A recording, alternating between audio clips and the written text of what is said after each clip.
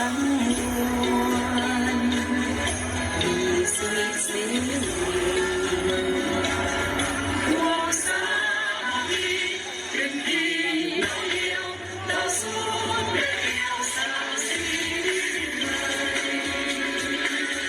เบ็ดมือผ่านไปสีสดใสของมาแม่ที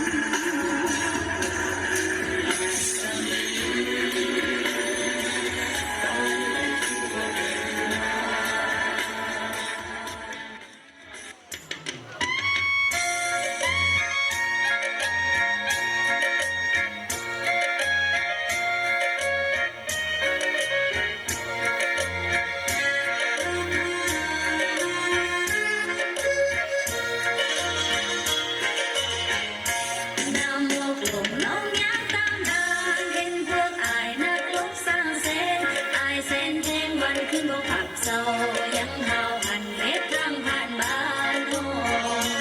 นั่นพวกอายหักลบกายผ่านมาบ้านโนในคืนเดือนเจนอายสางแสนกาเก่งน้องได้ข่าวเขาเมื่อเธอเราให้พ่อแม่ฟังโอ้น้องไม่บ้านน้องผู้บ่าสวยงามสมกินห้องมวนดอกกระโยบันภาษาตายไปสาวบ้านได้เห็นใจน้องเพลงพวกอายสางแสน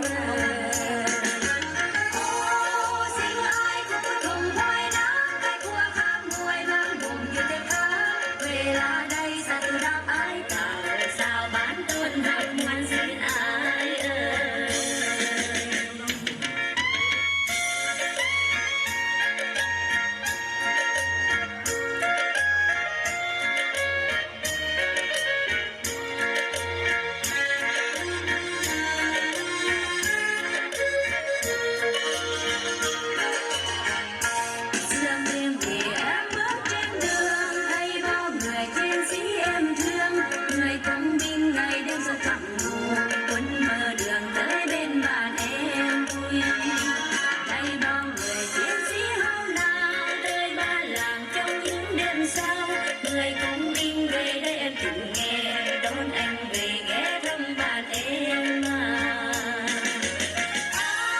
phố ban trên cây đồi xanh thắm hương ngát về giữa mùa hoa lê trong đường anh đi về qua bến bạn em nhớ bao ngày chiến sĩ cùng